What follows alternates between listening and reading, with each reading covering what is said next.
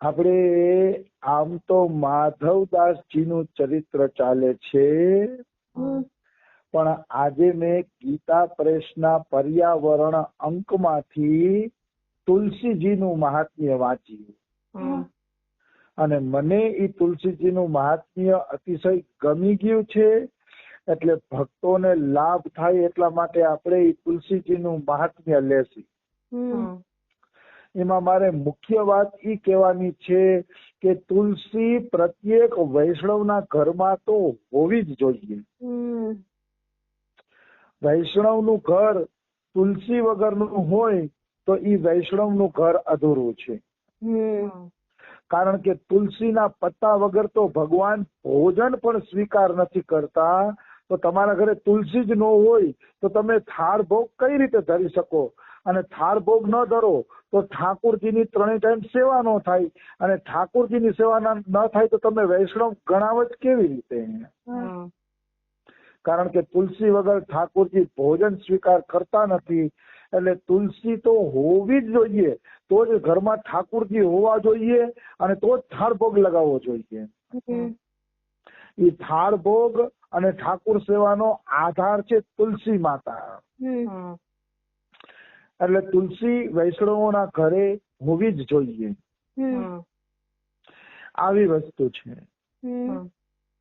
હવે આપણે એમાં આગળ વધીએ તુલસી મહિમામાં. તો પદ્મ પુરાણમાં ઉત્તરખંડની અંદર 24મા અધ્યાયમાં આ શ્લોક આવે છે કે તુલસીથી સંબંધ રાખવા વાળા પત્તા, ફૂલ, ફળ, મૂળ, શાખા એટલે ડાળી, છાલ, તના એટલે નાનકડી ડાળી અને માટી આ બધી પવિત્ર છે.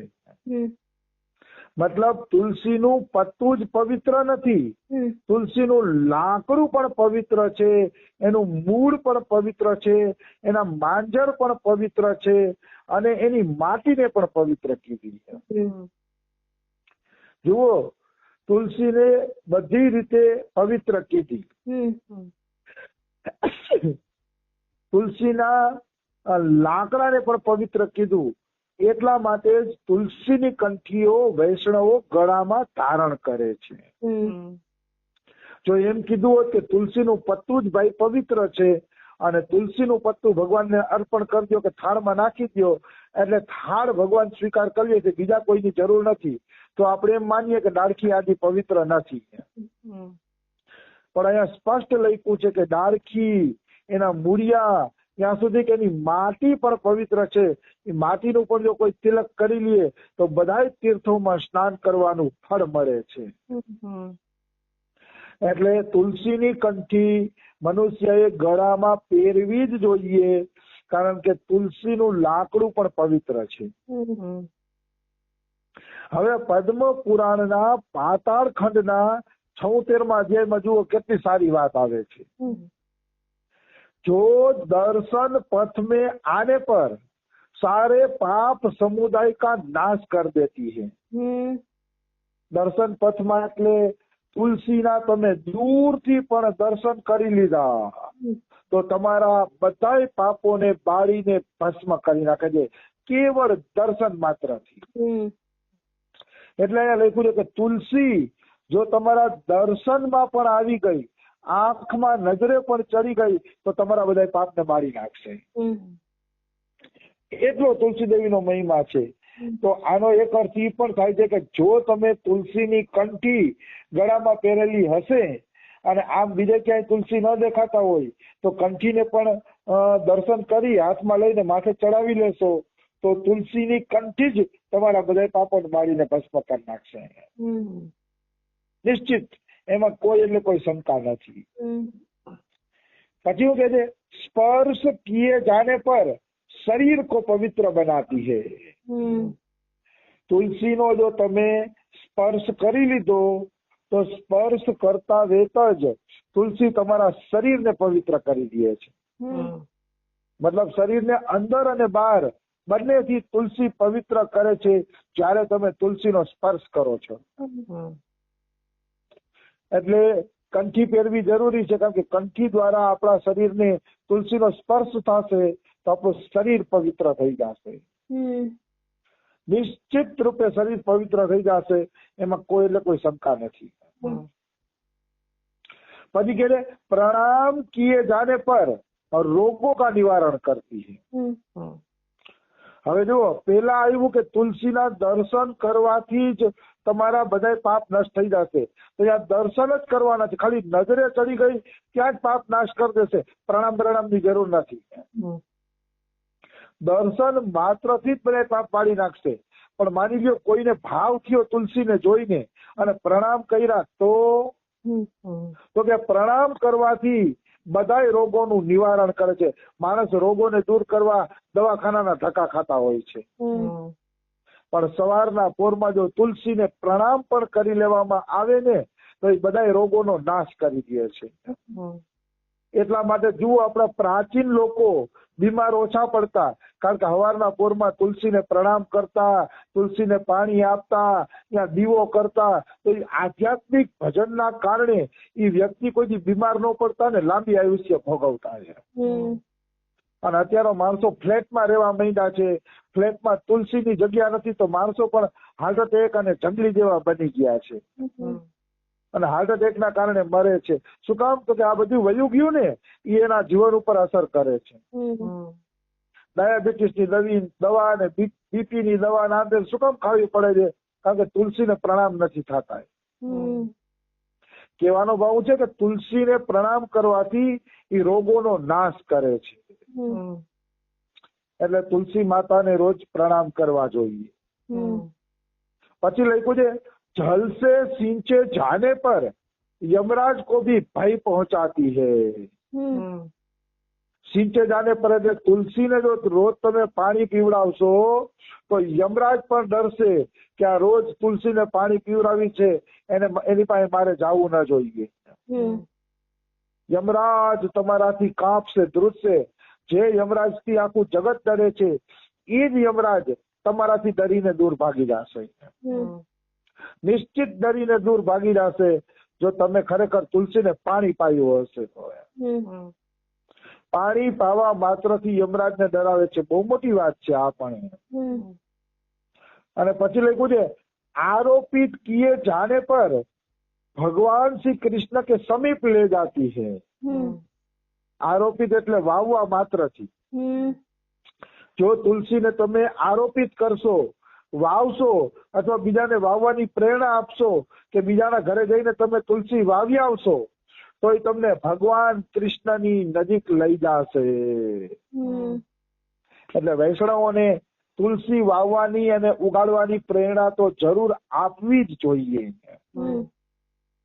એ તમને કૃષ્ણની નજીક લઈ જાય છે. और भगवान के चरणों में चढ़ाए जाने पर मोक्ष रूपी फल प्रदान करती है. उस तुलसी देवी को नमस्कार है. અને જો તુલસીનું પત્તું રોજ એક તોડીને ભગવાનના ચરણમાં ચડાવશો ને તો એક જ તુલસીનું પત્તું તમને મોક્ષ અપાવી દેશે, મુક્તિ અપાવી દેશે અને ભગવાન પાસે પહોંચાડી દેશે. એક પત્તું ભગવાનને અર્પણ. તો મનુષ્ય આટલું નથી કરી શકતો. સવારે ઉઠીને કમસે કમ સૂર્યને જળ દેવું, તુલસીને જળ દેવું અને એકાદું તુલસી પત્ર તોડી અને ભગવાનને શાલિગ્રામને કે અર્પણ કરવું જોઈએ. આટલું પણ કરી લેશે ને તો એ સુખ સુવિધાથી જીવી શકશે, નિરોગી બનીને જીવી શકશે અને મુક્તિની પણ પ્રાપ્તિ કરી લેશે. પણ થશે ધીરે ધીરે. ભાઈ એક દીમાં ફળ નહીં દેખાય કે ભાઈ એક દીમાં કેમ ફળ ન દેખાય. જો કોઈ મનુષ્ય આ ક્રિયાઓ કરી રાખશે તો ધીરે ધીરે એનું ફળ જરૂર જોવામાં આવશે.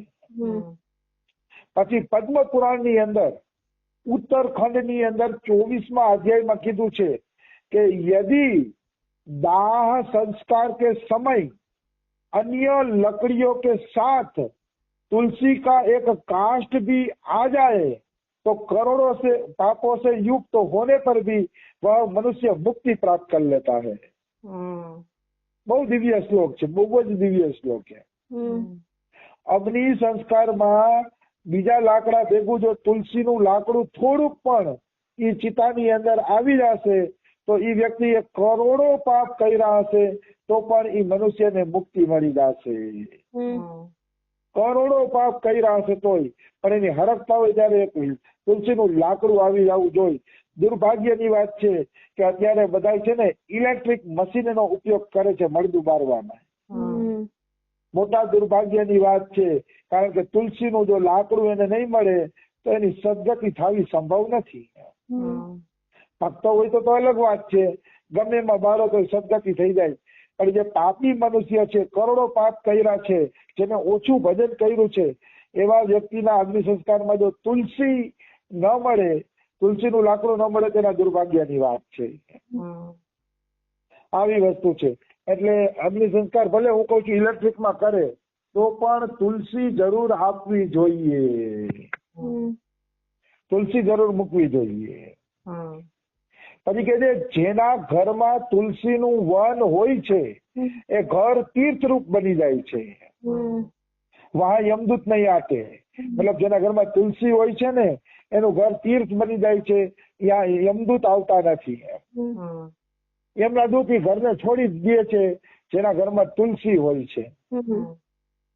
પછી કે છે જો મનુષ્ય તુલસી મંદિરમાં ભગવાન નારાયણની અને ભગવાન શંકરની પૂજા કરે છે એ ફરીથી માતાના ગર્ભમાં નથી આવતો, એ મુક્તિનો ભાગીદાર બની જાય છે.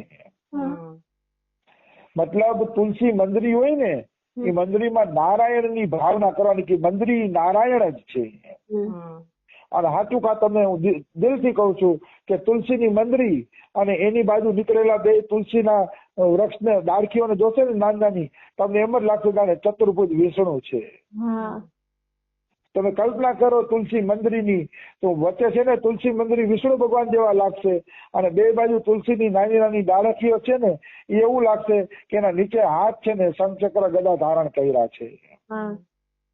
તુલસી મંદરી નારાયણનું જ સ્વરૂપ છે એમ માનીને કોઈ તુલસીની પૂજા કરે